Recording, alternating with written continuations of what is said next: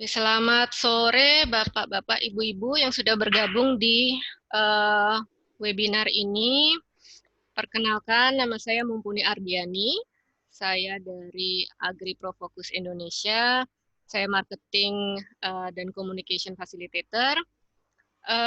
Ya, kami hari ini menyelenggarakan sebuah webinar yang berjudul The Challenge for Dairy Industry and Education in Indonesia during COVID-19 Pandemic. Saya di sini bersama rekan saya juga Maria Liliana atau Lili, Network Facilitator dari Agri Pro Focus Indonesia. Oke, untuk mempersingkat waktu, kami share dulu agenda acara sore ini.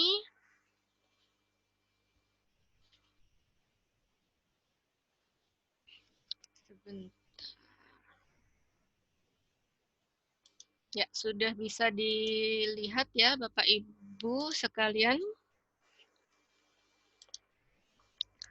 Oke, webinar ini kiranya akan membahas mengenai tantangan yang dihadapi oleh industri dairy di Indonesia selama pandemi COVID-19 sejak Maret 2020, baik dari sisi private sector dan juga pendidikannya atau SMK-SMK peternakan.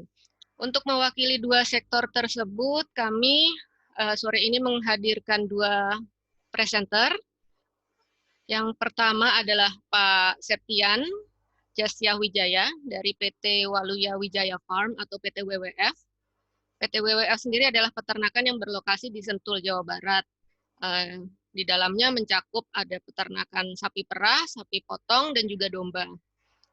Lalu yang kedua adalah Pak Jan Stevering, tim leader dari Zone College di Netherlands.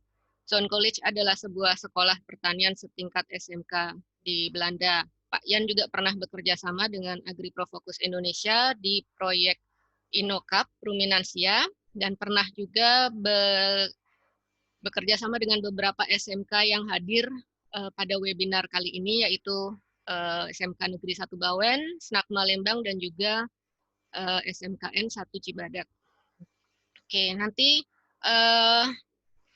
setelah presentasi dari Pak Septian dan Pak Yan, kami juga ada sharing session dari SMK yang sudah kami sebut sebelumnya. Mohon perwakilan dari masing-masing SMK untuk dapat sharing pengalaman selama 5 menit untuk berbagi pengalaman mengenai kegiatan belajar mengajar selama pandemi ini, lalu bagaimana PKL dan magang di sektor swasta, apa saja tantangannya, apa yang sudah dilakukan dan apa saja tantangannya. Oke, untuk rules-nya kami mohon maaf peserta akan kami mute dulu selama presentasi berlangsung. Nanti jika ada komentar atau pertanyaan bisa ditulis di chat room. Mohon ditulis nanti apa pertanyaannya dan mungkin ditujukan kepada siapa. Nanti saat sesi tanya jawab kami akan memberikan kesempatan bagi para presenter untuk menjawab pertanyaan-pertanyaan yang sudah masuk ke chat room. Oke, baik, kami akan segera mulai presentasi pertama. Pak Septian, apakah sudah siap Pak Septian?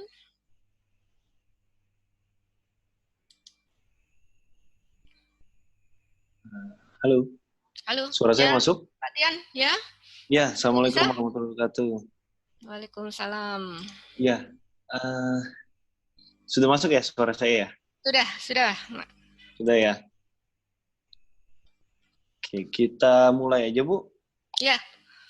Ya, oke. Selamat sore ya semuanya, teman-teman. Makasih, maaf menunggu sebentar. Untuk presentasinya saya udah share ke Ibu ya di WhatsApp. Udah masuk belum Bu? Mau Bapak yang share atau kami yang share Pak? Ibu boleh, Ibu yang share aja. Oh, bentar ya.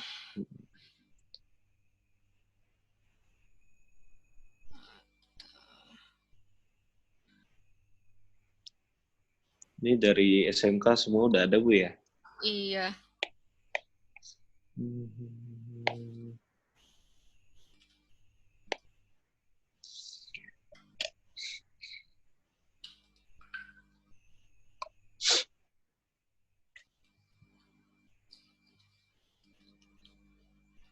Kalau Pak Septian yang ini bisa Ya, nggak Pak?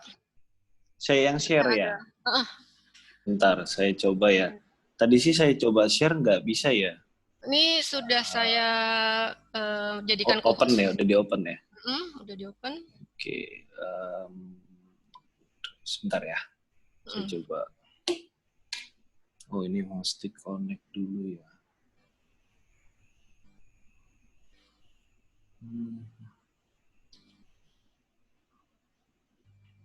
Sebentar ya, saya coba konekin dulu ke drive-nya ya.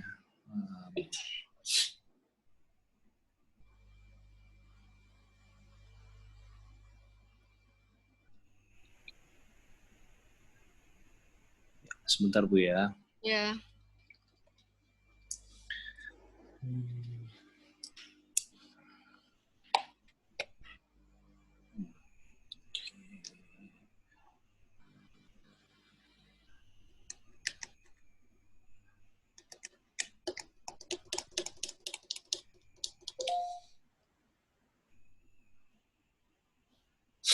Oke, saya lagi pilih filenya dulu. Oh, sudah bisa nih Pak Septian. Oh, bisa ya? Udah ya? Ya. Silahkan dimulai. Oke. Assalamualaikum warahmatullahi wabarakatuh. Selamat sore semuanya. Mohon maaf ini PowerPoint-nya dadakan dan ini saya di sini sih sebenarnya ingin bercerita aja pengalaman saya sebagai peternak ya. Bagaimana menghadapi situasi saat ini ya, yang kita semua tahu semua sulit memang menghadapi ini. Cuman bagi saya sebagai seorang peternak ini, perkenalkan diri, nama saya Septian Jesse Wijaya, biasa dipanggilnya Tian. Nah, mungkin boleh di next slide aja Bu. Oke. Pertama mungkin saya pengen memperkenalkan nama PT kita Waluya Wijaya Farm, mungkin beberapa sudah ada yang tahu ya. Nah, story-nya itu kita mulai itu 2009, farm ini terbentuk. Dan awal kita mulai terbentuk itu di fattening farm-nya, terus lanjut kita ke peternakan dombanya, di sheep farm-nya itu 2015 kita start. Saat ini juga masih ada dua divisi itu. Terus kita start dairy farm itu sebenarnya di 2012. Di 2012 ini kita start dairy farm dengan sistem yang tradisional, yang masih awal kita mulai itu masih menggunakan tangan, dan 2014 kita baru menggunakan mesin perah. Waktu itu ekor sapinya populasinya itu sekitar ada 175 ekor. Nah, di 2018 kemarin kita harus kehilangan farm kita di daerah Sentul. Jadi PT Waluya Wijaya Farm ini memiliki masalah yang hampir sama besarnya seperti COVID-19. Kita kedatangan tamu yang berasumsi bahwa itu adalah tanah milik mereka. Nah, ini salah satu masalah juga sebagai peternak untuk memilih lahan di Indonesia ini sangat sulit. 2018 akhirnya kita harus kehilangan farm kita di Sentul, dan saat ini 2018 akhir, 2019 awal kita mulai start farm baru. Nah, ini adalah salah satu foto di slide ini, ada foto farm kita yang baru, masih on progress. Insya Allah mulai tahun ini di bulan Oktober kita sudah buka farm baru yang lebih modern. Farmnya kita sudah freestyle barn, terus kita sudah ada pabrik susunya langsung. Nanti mungkin teman-teman dari SMK atau dari AgriPro Fokus bisa jadikan farm kita ini tempat sebagai contoh bahwa peternak Indonesia bisa punya farm seperti di Belanda ya Pak Ian ya. Ini ada Pak Ian ya di sini ya? Ada ya. Mungkin peternak Indonesia bisa punya mimpi untuk jadi punya farm seperti di Belanda, mungkin dengan sistem yang lebih modern, teknologinya lebih modern gitu ya. Oke. Itu ceritanya, dan di atas ada beberapa logo produk kami. Logo yang pertama paling kiri itu logo farm kami. Yang kedua adalah Kohatu Dairy, adalah produk kami. Nanti produk kami itu ada susu pasteurized, mozzarella, butter, ice cream, sama yogurt. Yang ketiga adalah Ima Akika. Ima Akika ini mungkin kalau di Indonesia sudah terbiasa ya dengan Akika. Ini kita dalam divisi sheep farm-nya, domba, divisi dombanya ini, peternakan domba kami ini memiliki produk Ima Akika itu dan kurban. Yang keempat itu bungkurban.com. Saat ini 2019 kemarin farm kita punya aplikasi baru namanya bungkurban.com. Itu salah satu aplikasi tabungan kurban untuk berkurban di Idul Adha. Yang ke 1, 2, 3, 4, 5, yang kelima itu Nadiland. Nadiland itu adalah produk pupuk kotoran dari farm-farm kami. Limbah-limbah itu kami kelola dan kami jadikan brand baru dan kami jual biasanya ke toko-toko bunga. Yang terakhir adalah Farmer TV Indonesia. Ini salah satu template kami untuk memperkenalkan peternak-peternak Indonesia, gitu ya. Oke, next aja Bu. Itu cerita farm kami ya. Oke, kita masuk ke topik ya.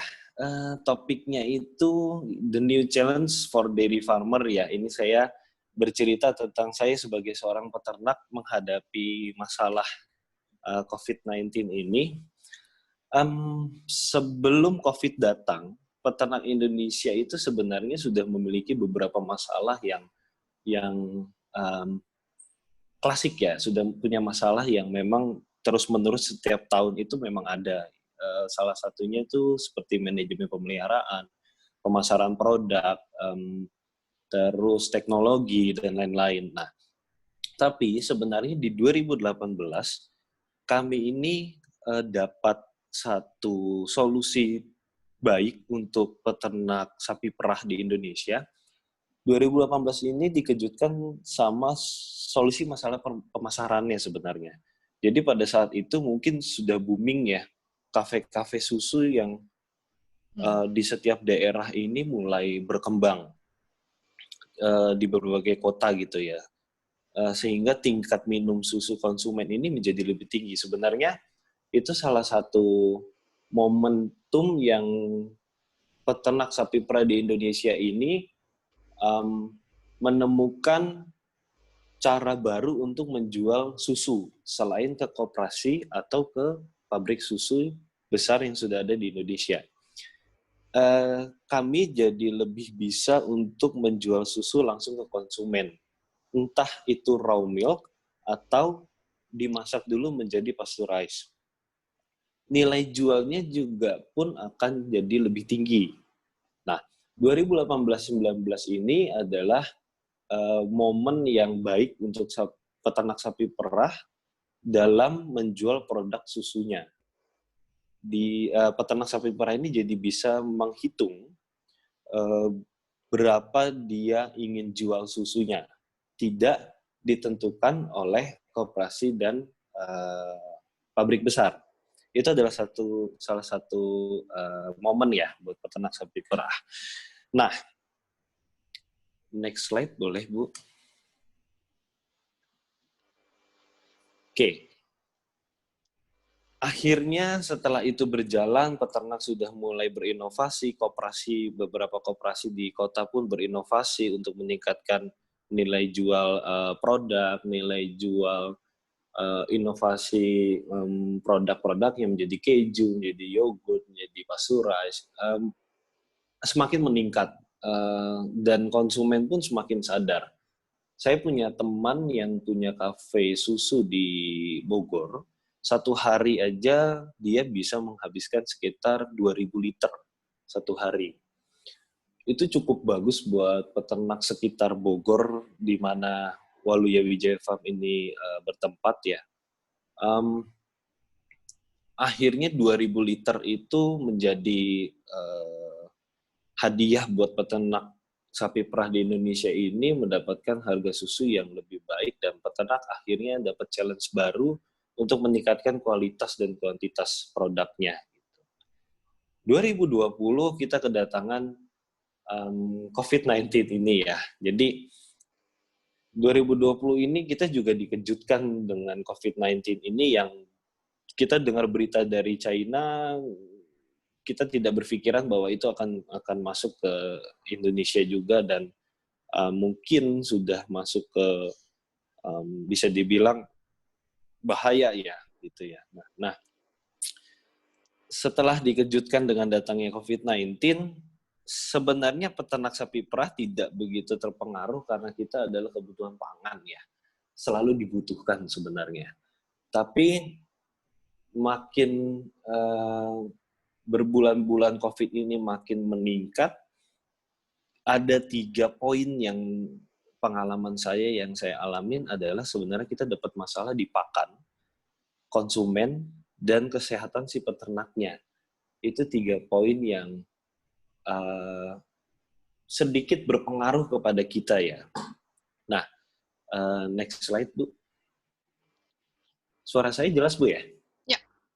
Jelas ya? Oke. Saya bahas yang pakan dulu atau feed-nya ya. Nah, masalahnya pertama adalah suplai bahan baku pakan yang mulai terasa sulit dalam distribusi antara dari distributor atau dari supplier besarnya. Biasanya itu supplier bahan bakan paku itu yang saya tahu itu bahan baku ini dari Surabaya. Nah, misalnya kayak bungkil kelapa sawit, kedelai, Polar dari Jawa Barat, kayak Onggok itu dari Lampung, itu mereka semua biasanya startnya dari Surabaya. Nah, baru dikirim ke berbagai kota yang ada di Jawa Barat, Jawa Tengah, Jawa Timur. Kita mengalami kesulitan di distribusi, gitu ya. Beberapa vendor mungkin distributor ini ada yang tutup atau pengurangan pegawai, jadi mereka tidak bisa maksimal untuk kerjanya mengirim bahan baku pakan ke beberapa peternak. Nah, ditambah beberapa baku pakan peternak ini juga kualitasnya sedikit menurun. Kita mungkin ya kalau saya datang ke distributor untuk memilih beberapa bahan baku pakan kualitas ini, kita berebut. Mana yang kualitasnya baik, mana yang udah disimpan lama, mana yang bahan bakunya sudah dari berbulan-bulan di situ. Itu kita berebut untuk dapat yang lebih fresh dan lebih bagus. Nah, itu cukup berpengaruh ke farm kita karena pakan itu penting banget buat sapi perah supaya dapat kualitas susunya yang baik ya. Itu yang saya tahu Bu ya di farm yang biasa kita lakuin gitu. Nah, kedua adalah konsumen. Yang tadi saya bilang 2018 ini peternak dapat keuntungan dengan berkembangnya kafe-kafe susu, meningkatnya konsumsi susu di Indonesia gitu. Nah, pada saat COVID apalagi yang biasa kita sebut lockdown, semua tutup. Kafe-kafe, juga restoran, hotel, semua tutup mungkin sekitar ada 3 bulan sampai 4 bulan ya. Kita alamin itu ya. Jadi pembatasan PSBB ini pun cukup berpengaruh kita untuk menjual susu ke konsumen. Tapi ada satu jalan yang memang selama ini kita juga lakukan, yaitu biasanya koperasi, terus pabrik susu yang besar di Indonesia ini sudah tetap berjalan dengan baik ya produk mereka. Cuman memang karena penjualan mereka juga sedikit berkurang, akhirnya mungkin koperasi-koperasi mendapat kuota dari beberapa pabrik. Misalnya satu hari koperasi A bisa kirim 10.000 liter ke salah satu pengolahan susu. Tapi karena ada COVID ini, akhirnya dikurangin menjadi 5.000 liter sehari. Nah, beberapa koperasi, tadi siang pun saya coba beberapa telepon teman-teman yang di koperasi, mereka bilang memang kesulitannya adalah kuotanya aja. Kuota pengiriman dari koperasi ke konsumennya itu pabrik-pabrik besar di Indonesia. Nah, kuota ini biasanya kita alamin pada saat Lebaran sebenarnya. Pada saat Lebaran kita mengalami kuota juga seperti ini, tapi nggak lama. Paling lama 2 minggu, atau 1 bulan lah paling lama. Tapi pada saat COVID ini mungkin lebih panjang untuk koperasi mendapat kuota itu. Sedangkan koperasi harus tetap menerima susu dari peternak-peternak. Itu kesulitannya di situ. Ditambah kesehatan peternak. Yang ketiga ini, kesehatan peternak juga sangat berpengaruh dalam berlangsungnya situasi ini. Lucunya peternak ini sebenarnya terbiasa kotor ya. Kita biasa berteman dengan bakteri. Di kandang kita juga tidak selalu bersih ya. Kita selalu ketemu dengan berbagai macam bakteri mungkin di lapangan gitu. Nah, ini adalah 3 poin yang berpengaruh banget menurut saya di farm gitu. Nah, next slide Bu. Oke. Setelah beberapa masalah itu, saya juga sempat bertemu dan bikin kayak meeting online gini ya dengan beberapa peternak bahwa kemungkinan sebentar lagi ya mudah-mudahan kita masuk ke new normal. Ada 4 poin ini yang menurut kita jadi potensi untuk kedepannya, untuk perubahan kita ke depan. Yang pertama, pakan ini 1 bulan terakhir ini sudah kembali normal. Kualitas bahan baku juga sudah mulai membaik. Kita tidak rebutan lagi seperti beberapa bulan yang lalu pada saat lockdown. Yang kedua, konsumen, beberapa kafe di Bogor yang saya tinggal di Bogor ini sudah mulai buka. Tapi memang mereka tidak menerima konsumen 100%, antara 50-70%. Tapi kafe-kafe ini mulai memesan susu kembali ke peternak sapi perah gitu dengan harganya yang stabil, yang cukup baik gitu. Oke. Terus yang ketiga itu kesehatan peternak ya. Nah, ini adalah satu momentum yang peternak juga harus belajar tentang higienis ya. Peternak ini sebenarnya yang tadi saya bilang biasa kotor, biasa berteman dengan bakteri. Pada saat ini dia sekarang lebih aware untuk bersih, untuk cuci tangan, untuk sebelum merah mereka cuci tangan, sebelum habis merah mereka mau makan dia cuci tangan dulu. Nah, sebenarnya mereka jadi lebih paham tentang kebersihan. Akhirnya mungkin setelah COVID ini selesai, kualitas itu akan jadi lebih baik gitu. Oke, mungkin next slide boleh Bu. Itu aja mungkin ya. Kalau yang satu lagi people ya orang-orang akan lebih paham tentang kesehatan, kemungkinan akan terus meningkat konsumsi susu di Indonesia gitu. Terima kasih, mungkin itu aja Bu singkatnya. Ya. Gitu. Baik, terima kasih Pak Septian atas waktunya. Sama-sama Ibu. Kita ke presenter berikutnya, Pak Yan. Sebentar saya. Cukup jelas ya tadi penjelasan saya ya. Takutnya. Terima kasih Pak Yan. Sama-sama Pak. Ya. Ya, Pak Yan sudah bisa share screen? Iya, saya coba dulu ya share screen bisa ya. Terus yang mau saya share adalah PowerPoint. Di mana ya?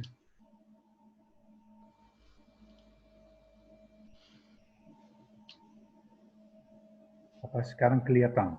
Belum. Belum, Pak. Belum ya? Belum. Coba.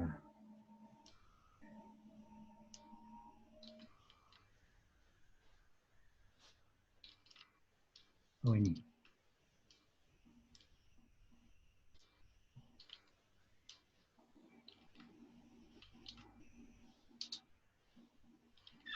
You are screen sharing katanya.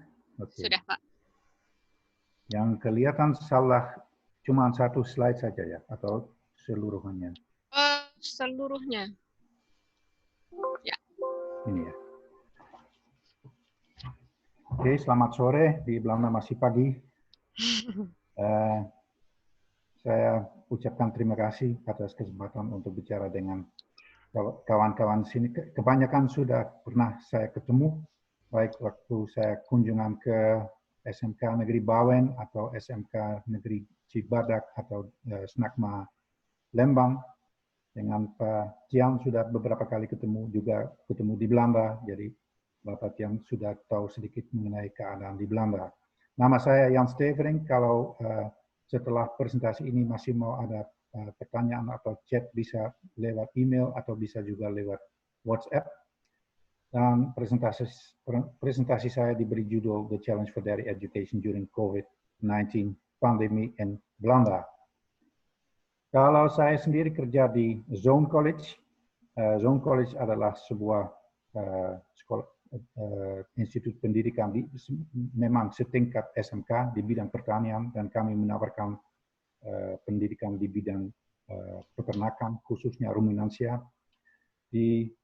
Dan Zone College ada di bagian timur Belanda, Provinsi Overijssel dan Gelderland, yang untuk saya ini tidak kelihatan.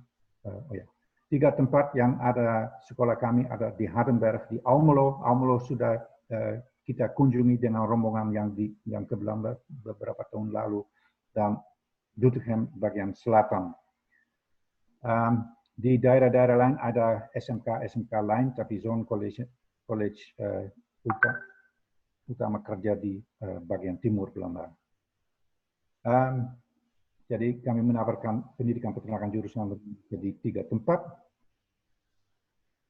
Kemudian kita ada sekitar 300 siswa-siswi yang mengambil jurusan ini, di antaranya 80% laki-laki. Jadi perempuan yang mengambil jurusan ini masih terlalu sedikit.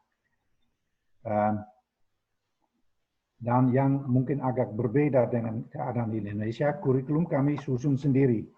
Dan itu berdasarkan dokumen kualifikasi yang disusun kerjasama antara pendidikan dengan dunia industri dan pemerintah Belanda. Mereka bersama membuat dokumen kualifikasi di mana ditulis kalau mau kerja di peternakan ruminansia harus kerja apa dan harus menguasai materi seperti apa. Itu semua disusun, kemudian dari pihak sekolah dia bikin program kurikulum berdasarkan dokumen itu. Jadi kami sendiri agak diberi kebebasan untuk menyusun program sendiri. Sekarang di screen adalah sebuah contoh dari program pendidikan kami selama 1 tahun untuk pendidikan ruminansia peternakan sapi di sekolah kami. Untuk tahun pertama, kalau pendidikan seluruhnya makan waktu 3 tahun, ini untuk tahun pertama kami bikin beberapa unit pembelajaran. Jadi bukan mata pelajaran yang tersendiri, tapi yang terdiri dari semacam mata pelajaran terpadu. Misalnya unit pertama adalah mengenai General Animal Husbandry, makan waktu per minggu 2 jam General, 2 jam Biology, 1 jam assignment guidance. Kemudian ada 1 unit lagi mengenai milking, 3 jam per minggu. Dan seterusnya. Dan untuk masing-masing mata pelajaran kita bikin unit-unit yang ditawarkan pada waktu tertentu. Itu semua didampingi dengan skills training, jadi training keterampilan yang biasanya dilakukan di sekolah atau di luar sekolah yang di peternakan yang berdekatan dengan sekolah selama 3 jam per minggu. Kalau minggu pertama belum ada, itu masih masa introduksi, masih kenalkan diri dan lain sebagainya. Tapi untuk minggu ketiga langsung mereka ke lapangan untuk mengadakan skills training. Kalau nanti ada pertanyaan saya bisa mungkin jelaskan lagi, tapi mungkin bisa agak lebih cepat. Kemudian ada juga generic subject ya, seperti bahasa Inggris, matematika dan lain sebagainya, 5 jam per minggu. Dan yang penting juga disebut adalah internship. Jadi bisa dikatakan PKL, praktek kerja lapangan. Untuk minggu pertama belum ada PKL, karena masih masa introduksi. Kemudian minggu kedua itu bulan September semua ya kan, seminggu penuh di peternakan untuk memperkenalkan diri dengan segala pekerjaan yang ada di tempat magang itu. Kemudian setiap minggu 1 hari mereka ke industri, 1 hari ke industri. Kemudian 4 hari di sekolah. Untuk akhir minggu terakhir dari bulan Oktober, mereka 1 minggu penuh di industri. Kemudian Senin sampai bulan Februari, mereka 1 bulan penuh di industri selama 3 hari per minggu, 2 hari seperti Kamis dan Jumat. Mereka masih ada pelajaran di sekolah dan lain sebagainya. Nah, pas di sini bulan Maret terjadi pandemi corona. Jadi di sini kita sedang mengajar ini, mengerjakan unit-unit ini dan mengerjakan PKL ini, di mana mereka 2 hari per minggu kerja di industri, magang di industri. Jadi di kami agak berbeda dengan Indonesia. Kalau PKL kerja di industri itu selalu terpadu dengan pelajaran di sekolah. Seminggu sekali atau seminggu 2-3 kali mereka turun ke industri.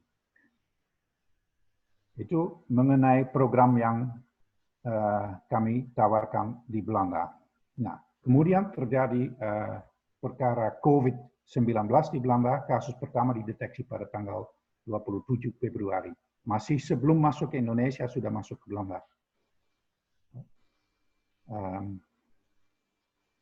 Tapi kemarin saya baca di koran bahwa mungkin sebelum 27 Februari mungkin sudah juga ada beberapa kasus, karena dari tanggal 27 dia cepat menular akibat kegiatan di mana banyak orang berkumpul. Misalnya ada kegiatan karnaval di bagian selatan Belanda, ada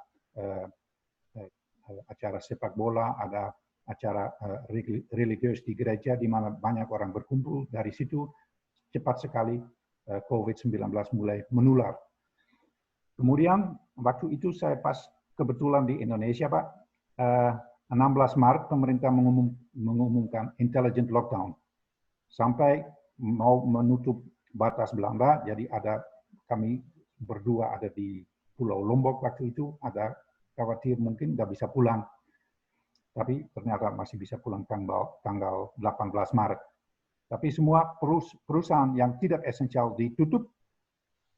Semua sekolah, mulai dari SD sampai dengan universitas ditutup. Semua restoran, snack bar, bioskop, dan tempat hiburan semua ditutup. Kebun binatang semuanya ditutup. Dan batas negara ditutup. Sampai sekarang, sampai kemarin, harus saya katakan, tidak seorang pun boleh masuk ke negeri Belanda.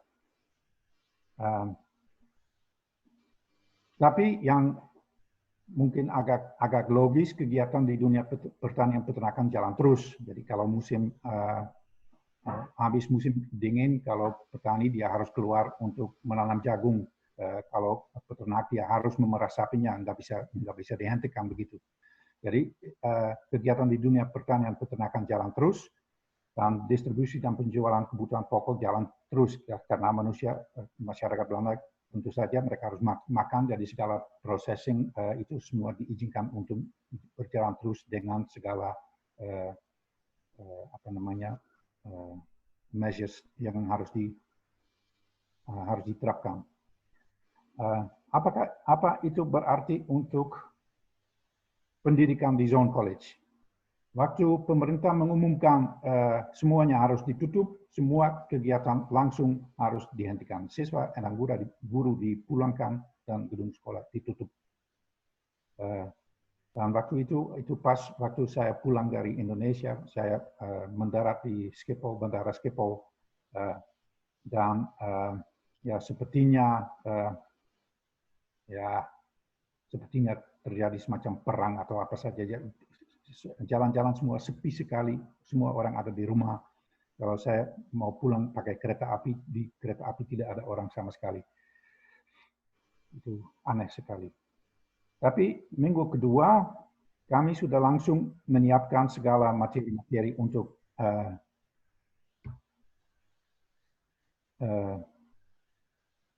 untuk mulai mengajar online. Jadi semua guru diberi instruksi materi pelajaran kamu harus disiapkan online supaya nanti siswanya bisa bergabung. Yang dipakai pertama-tama WhatsApp. Jadi biasanya guru di Belanda dia punya hubungan dengan siswanya melalui WhatsApp. Misalnya kalau ada yang sakit, kalau ada yang mau ada pertanyaan kepada gurunya, biasanya mereka sudah pakai WhatsApp dengan gurunya. Dan kemudian untuk dari Zone College juga disediakan program Microsoft Teams. Sebenarnya kami tidak diperbolehkan memakai Zoom karena dianggap kurang aman dari segi virus, privacy, dan lain sebagainya. Kami wajib pakai Microsoft Teams. Kalau untuk hari ini menjadi kekecualian.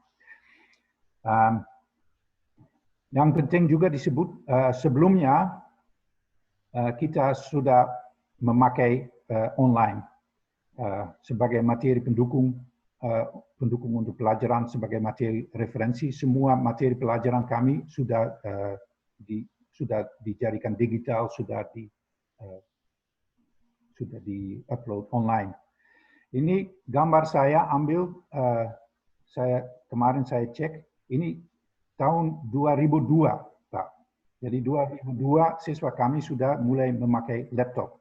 Tapi cara mengajar masih tradisional, jadi guru yang berceritakan, jadi daripada mereka pakai buku, pakai laptop, tapi cara mengajar masih tetap sama. Dan sepertinya murid siswa ini juga tidak begitu tertarik dengan pelajarannya.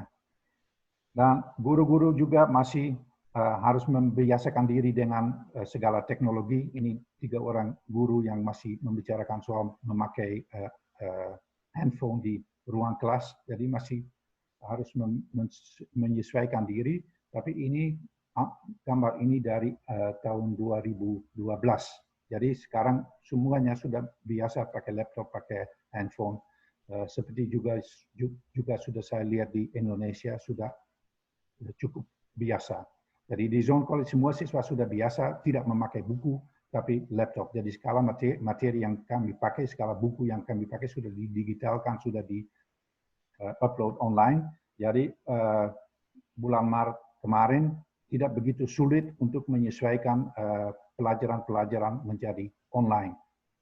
Jadi sekarang online menjadi cara mengajar utama.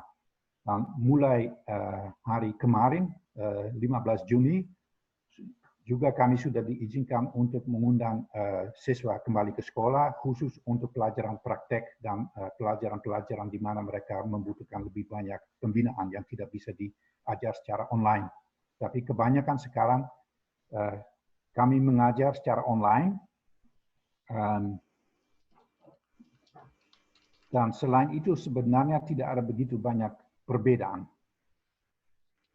Jadi kami bisa mengajar dengan jadwal pelajaran sebelumnya. Hanya cara mengajarnya agak berbeda. Untuk praktek peternakan, tentu saja ada juga dampak tertentu, karena yang tadi saya tunjukkan di jadwal pelajaran, untuk bulan Maret, April, dan seterusnya, direncanakan mereka praktek di lapangan selama 2 hari per minggu. Apa yang kita lakukan, semua siswa dan tempat PKL kita hubungi lewat telepon atau WhatsApp, apakah situasi di sana masih aman.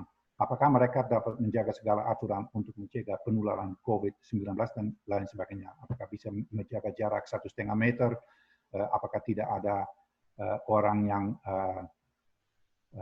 dengan kesehatan yang lemah, yang cepat terkena corona dan lain sebagainya, juga dari siswanya sendiri atau dari keadaan di rumah sendiri. Kalau misalnya orang tuanya sudah sakit, ya siswanya enggak diperbolehkan untuk ke tempat PKL.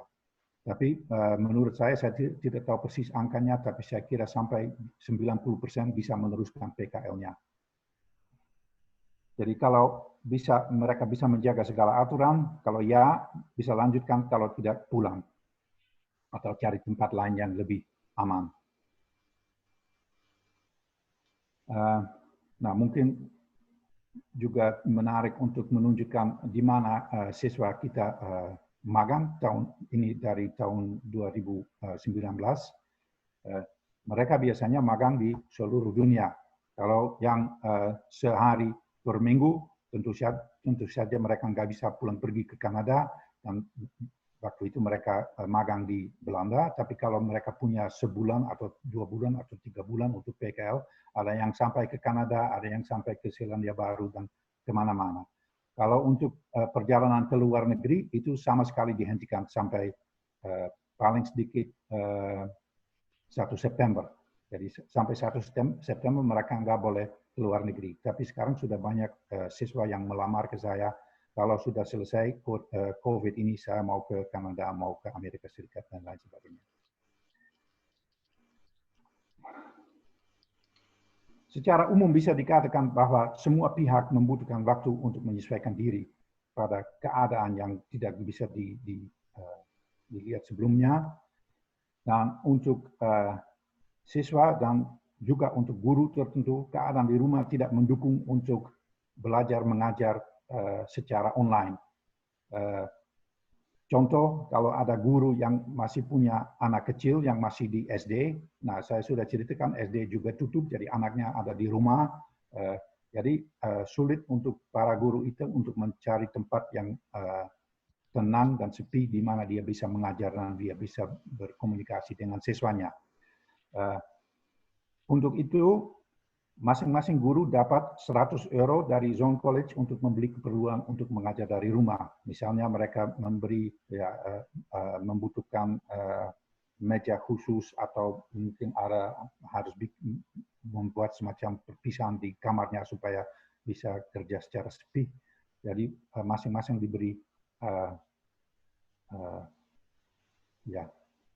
insentif untuk memperbaiki keadaannya di rumah. Keterampilan guru untuk mengajar secara online belum sempurna karena biasanya mereka di training untuk mengajar di depan ruang kelas di mana mereka bisa interaksi dengan muridnya. Kalau mengajar secara online, ya biasanya kita seperti sekarang rapat ini juga kita bilang yang tidak berbicara dia harus menutup mic-nya, dia harus juga mungkin menutup videonya. Jadi guru itu dia berbicara tapi tidak ada begitu banyak interaksi dengan siswanya. Itu sesuatu yang baru, suatu hal yang baru dan mereka harus menyesuaikan diri. Dan juga kami sudah mendengar dari beberapa siswa, mereka kurang senang dengan cara mengajar ini karena tidak bisa berkomunikasi langsung dengan temannya di ruang kelas dan lain sebagainya. Tapi ada juga yang senang sekali karena mereka bilang kalau begitu, kalau saya bisa langsung mendengar guru bicara, tidak terlalu terganggu oleh temannya di ruang kelas, bisa lebih berkonsentrasi dan lain sebagainya. Ian, maaf, waktunya sudah habis. Tapi saya kira sudah selesai. Kami harap bahwa tahun ajaran ini kami bisa selesaikan dengan normal, karena sekarang sudah mulai masuk sedikit. Dan ada juga keunggulan tertentu dari pendidikan online, hemat waktu. Kalau saya sendiri kalau mengajar 8:30, ya bisa tidur sampai jam 8 pagi, karena bisa langsung ke laptop, bisa mulai mengajar. Nggak usah ke sekolah, bisa juga bisa hemat biaya untuk perjalanan, ongkos jalan, dan lain sebagainya. Di Belanda sekarang hampir tidak ada kemacetan jalan, karena banyak orang kerja dari rumah, dan itu ya senang sekali. Dan udara dan lingkungan menjadi jauh lebih bersih sekarang. Jadi ini salah satu keunggulan dari COVID-19 itu baik sekali untuk lingkungan hidup kita. Untuk tahun ajaran baru, kita masih harus menyesuaikan program dengan normal baru atau masyarakat 1,5 meter itu menjadi tantangan kami karena kapasitas gedung sekolah menurun menjadi 35% karena tidak semua bisa masuk dengan jarak 1,5 meter. Jadi kita harus menentukan mata pelajaran apa yang dapat diajar dari jarak jauh yang bisa ditawarkan secara online, dan pelajaran yang membutuhkan instruksi secara intensif tetap akan dilaksanakan di sekolah. Jumlah waktu untuk PKL mungkin akan ditingkatkan supaya gedung sekolah tidak terlalu padat dipakai. Dan itu sampai sekian presentasi saya. Maaf kalau saya makan waktu terlalu banyak, Pak. Baik. Pak Yan, terima kasih atas presentasinya. Nah, selanjutnya untuk sharing pengalaman dari SMK yang sudah hadir di sini. Mungkin saya mulai dari Pak Cibadak, siap. Oh, Pak Cibadak. Oh, Pak. Baik, Pak Yuanda. Siap. Silakan sharing 5 menit ya, Pak, waktunya. Oke. Terima kasih, Bu. Selamat sore ke Pak Yan dan juga teman-teman semua. Selamat berjumpa di di Vicon ini. Kami SMK Cibadak secara umum ya sama persis seperti yang disampaikan oleh Pak Yan tadi, itu kondisinya di Indonesia termasuk Cibadak juga adalah seperti itu, Bu ya. Nah, kemudian menghadapi praktek kerja lapangan atau magang selama 3 bulan ke depan, kebetulan SMK Cibadak belum melaksanakan bagi kelas 11 ya, karena menunggu kenaikan dulu semester ini. Ketika dia sudah naik baru magang atau PKL untuk seluruh kompetensi keahlian termasuk ruminansia. Nah, sebetulnya kami sudah mendata beberapa perusahaan yang sudah siap menerima untuk pelaksanaan PKL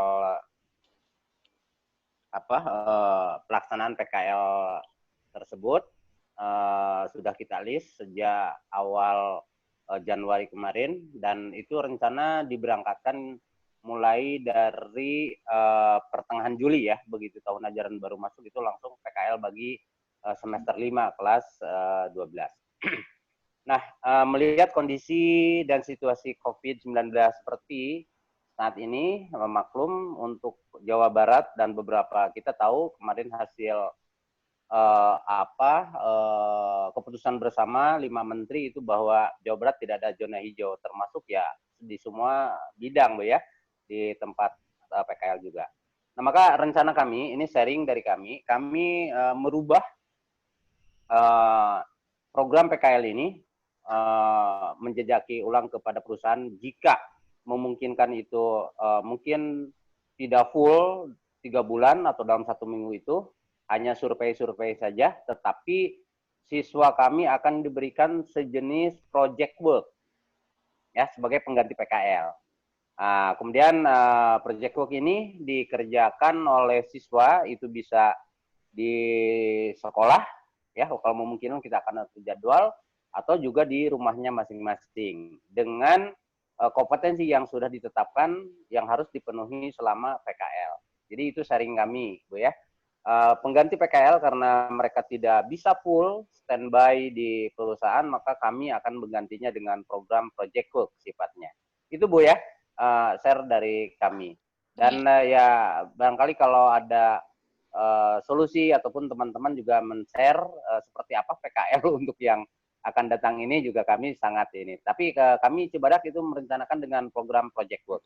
Jadi anak diberikan tugas sesuai dengan kompetensi yang harus dicapai, kemudian dia hanya cukup survei 1-2 kali saja dalam 1 minggu ke perusahaan yang siap untuk seperti yang sudah disurvei, dan dia mengerjakan, bisa ke sekolah, itu pun kita akan atur jadwal dengan mengacu kepada pos panduan new normal ya, COVID begitu. Itu, Bu, yang bisa kami sampaikan. Terima kasih ya. Baik, terima kasih Pak Yuanda. Ya. Mungkin selanjutnya Pak Asep dari Snagma Lembang. Unmute. Ya. Terima kasih. Sore dan selamat pagi untuk yang di Belanda semuanya. Saya Asep Dhani dari SMK Peternakan Lembang. Saya hanya sharing saja kalau pembelajaran online di Lembang memang sangat kurang, baik itu sebelum COVID dan setelah COVID ini. Tapi untuk saya pribadi, saya sempat melaksanakan pembelajaran online karena terus terang pembelajaran praktik di sekolah memang sangat sedikit, sehingga untuk pembelajaran teori terpaksa saya harus menggunakan pembelajaran online. Nah, tapi untuk rekan-rekan yang lain pada saat COVID ini jadi terpaksa semuanya ikut pembelajaran online. Nah, kemudian untuk pada saat pelaksanaan pembelajaran online di sekolah itu pada sebelum COVID, kendalanya adalah tidak semuanya siswa memiliki laptop, maka kami berinisiatif menggunakan handphone. Namun juga tidak semuanya memiliki handphone, sehingga ada beberapa siswa yang meminjam handphone. Dan itu yang terjadi pada saat corona sekarang. Mereka juga dihadapkan pada kasus yang sama, tidak punya handphone, sehingga pembelajaran online sulit dilaksanakan. Kalaupun ada handphone, kuota tidak ada. Nah, jadi apa yang kita lakukan pada saat di masa pandemi ini, kita melaksanakan pembelajaran pada tanggal 13 Juli ini dengan membagikan modul online, dipelajari masing-masing, tapi tidak secara online tatap muka, tetapi kita langsung disikapi dengan chatting via WA pada guru masing-masing. Jadi ini siswanya mempelajari, kemudian mereka berinteraksi dengan guru masing-masing. Itu rencana kami. Kemudian untuk PKL, kami belum menentukan rencana apakah bentuknya PKL secara langsung ataupun project work, tapi kita hanya memindahkan waktunya di bulan Januari. Sebagai informasi, biasanya kita di bulan Juli ini sudah mulai PKL, tapi karena pandemi kita alihkan ke Januari.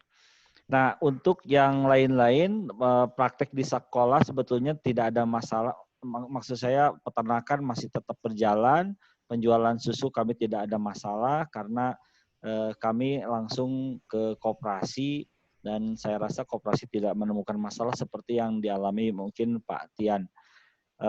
Itu saja mungkin dari Senak Palembang. Terima kasih. Baik, terima kasih Pak Asep. Selanjutnya dari SMK Negeri 1 Bawen. Maaf, diwakili oleh siapa? Bu Aziza. Halo, cek. Ya. Terdengarkah suara saya? Terdengar, Bu. Nggak pakai headphone soalnya. Bu Mumuni, terdengar enggak? Ya. Terdengar enggak? Ya. Oke, terima kasih. Selamat sore, rekan-rekan. Selamat pagi, Pak Zang. Ya, semoga sehat semuanya ini. Terima kasih atas kesempatannya. Di sini kami berdua, ini selain saya, Bu Aziza, ada Pak Alif. Mungkin beberapa teman, mungkin Pak Azam udah pernah ketemu pas di Bawen, mungkin yang lain belum. Ini beliau kebetulan saat ini adalah Ketua Kompetensi Keahlian untuk Peternakan Ruminansia, jadi menggantikan Bu Sumainah. Baik, sedikit saya akan sampaikan tentang pengalaman kebetulan karena saya di Humas yang menangani PKL. Ini beberapa hal yang kemarin terjadi. Kebetulan kita memberangkatkan PKL itu yang periode kedua itu Januari sampai dengan Maret, plannya seperti itu.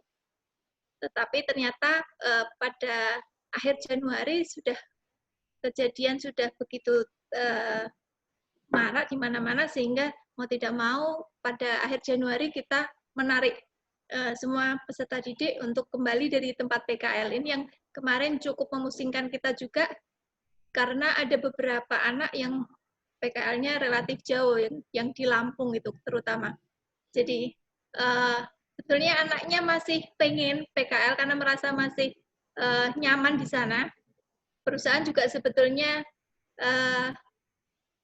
pengen anak itu tetap di sana karena ya tadi seperti disampaikan Mas Dian sebenarnya relatif aman lah kalau di industri peternakan itu. Tetapi orang tua di rumah yang sudah gelisah. Kami menerima beberapa keluhan yang gimana ini anak kami dan sebagainya. Ya mau nggak mau dengan berbagai cara akhirnya bisalah kami pulangkan. Walaupun yang Lampung ini yang paling akhir karena sempat yaitu tarik ulur dengan anaknya agak lama. Termasuk juga kami memikirkan teknis penjemputan dan lain-lain karena resiko di perjalanan itu juga yang kami pertimbangkan, sehingga akhirnya kami pulangkan anak-anak dengan menggunakan pesawat. Ya untung belum ada pelarangan penerbangan waktu itu, jadi masih bisa anak-anak pulang dengan selamat. Itu kemudian tantangan lain dengan kondisi itu otomatis waktu yang seharusnya dulu 6 bulan, kemudian dengan peraturan baru dipotong lagi menjadi 3 bulan.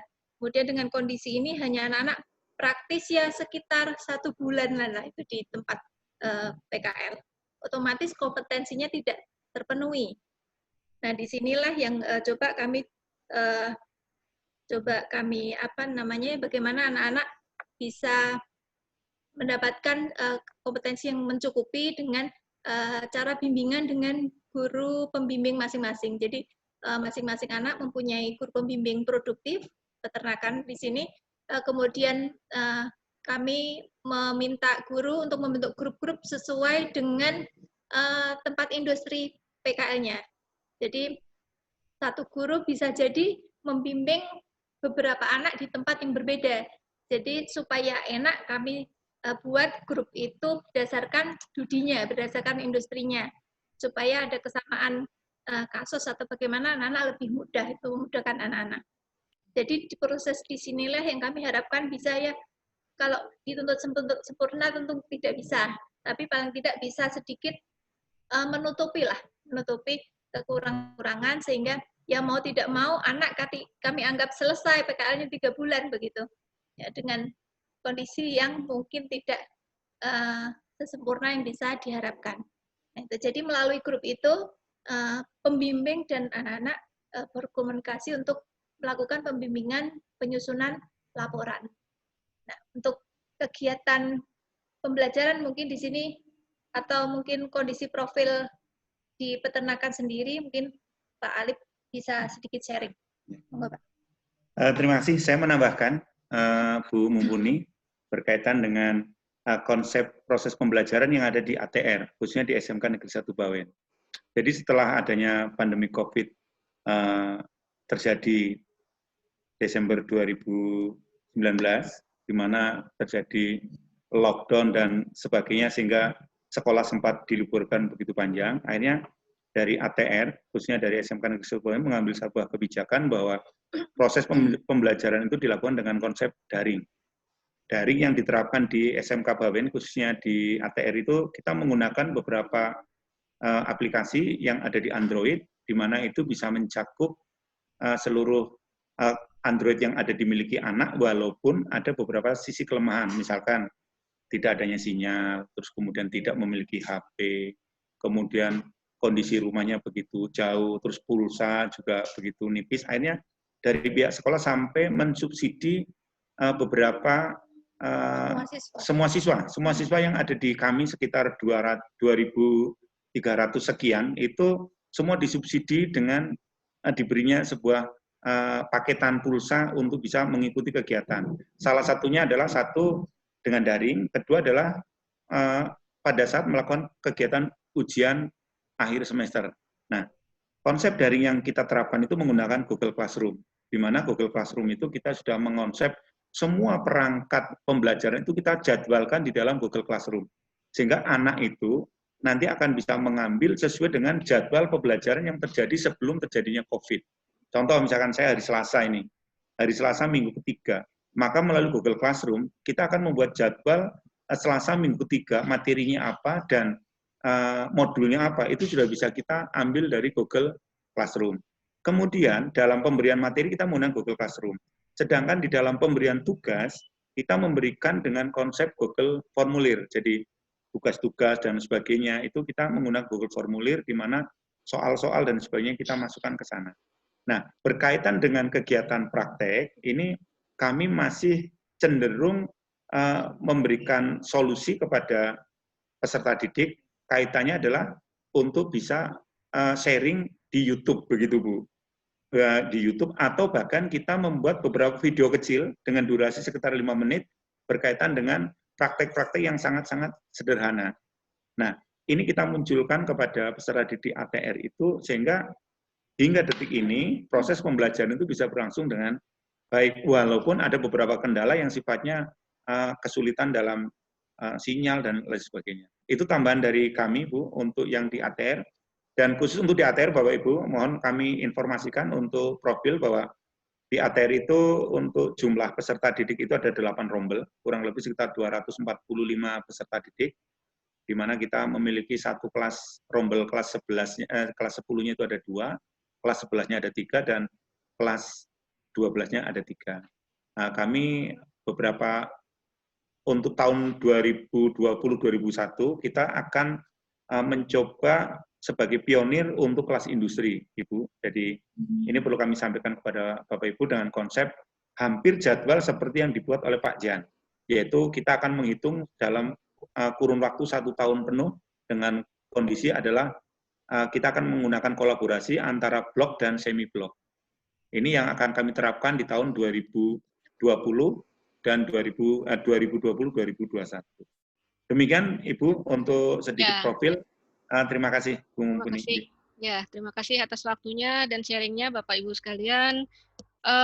Sebelum kami masuk ke sesi tanya jawab, rekan saya Maria Liliana sudah memberikan link untuk polling. Sekedar ada polling kecil dari kami mengenai konsumsi susu di masa pandemi ini. Linknya sudah ada di chat room. Mungkin waktu 2 menit untuk menjawab polling tersebut.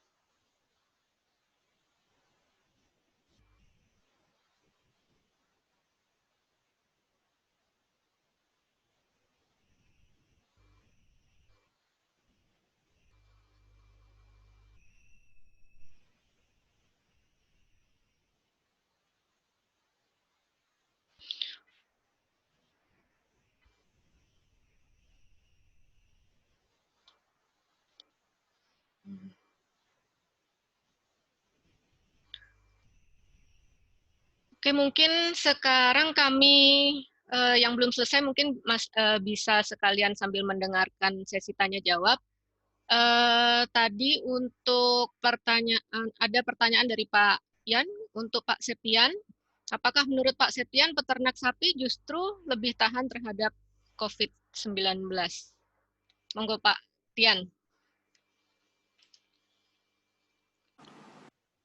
Ya, terima kasih Pak Yan pertanyaannya. Mungkin karena peternak sapi perah terbiasa dengan situasi yang penuh bakteri ya. Sebenarnya di dalam kandang itu kita terbiasa kotor.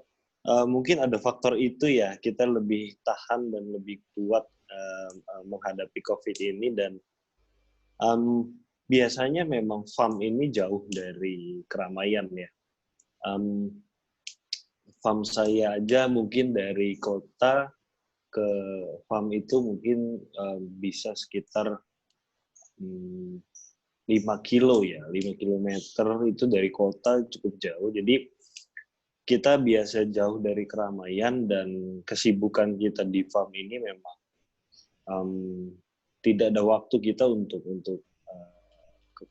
ketemu dengan keramaian di kota ya. Jadi peternak cukup kuat untuk menghadapi COVID ini memang karena memang situasi lingkup kerja kita dan kebiasaan kita selama di farm itu sudah terbiasa ya, dan mungkin minum susu bagi kami sudah biasa ya. Kita tidak ada peningkatan minum susu, itu sama aja, tapi memang mungkin minum susu kami ini lebih banyak dibanding konsumen lain. Mungkin itu kali ya jawaban saya untuk Pak Ian ya. Iya. Oke. Mungkin sebelum Pak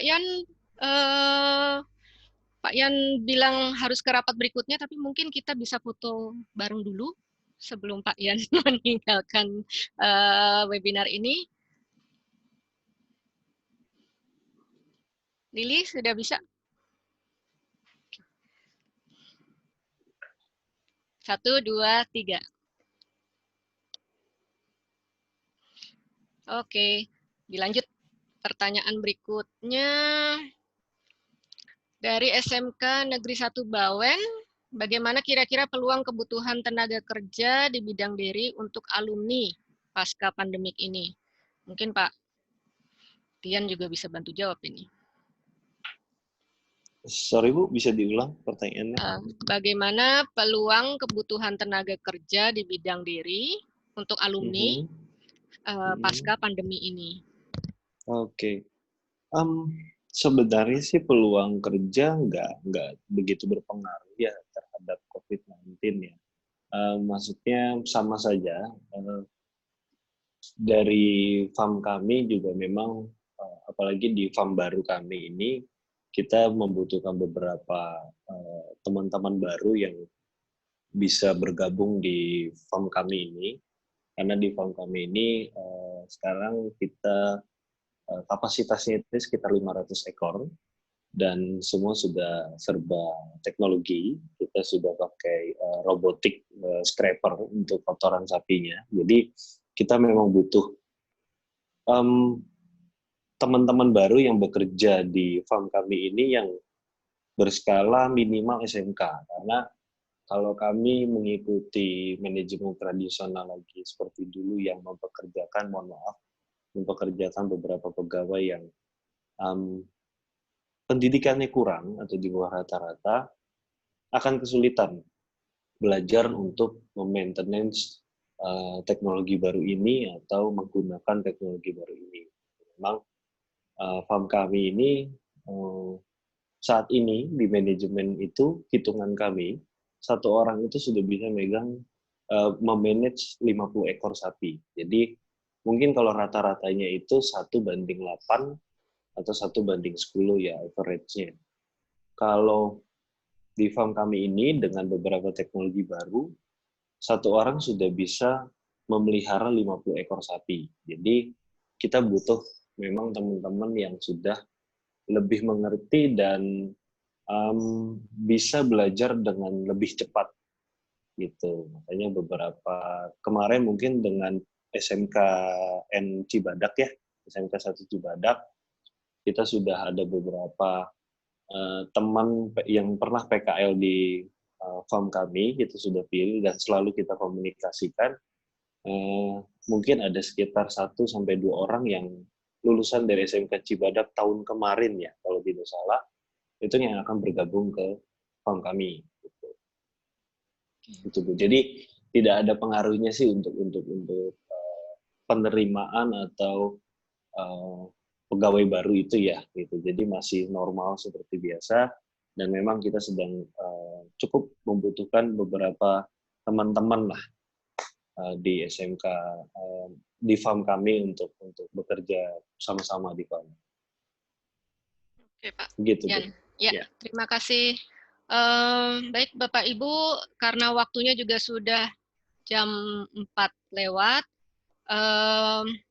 kami akan segera mengakhiri acara ini. Namun sebelumnya mohon bantuannya lagi untuk mengisi satu lagi polling untuk evaluasi acara. Linknya sudah ada di chatroom juga.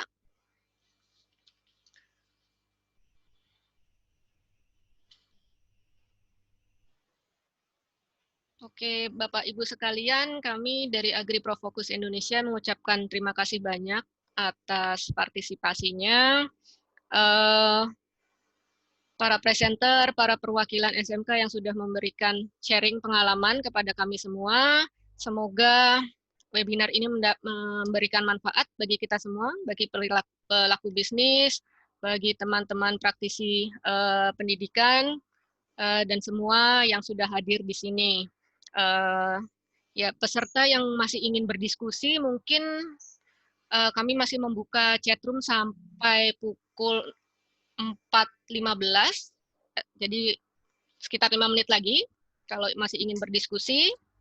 Jadi kalau masih ada yang ingin tinggal, kami persilahkan.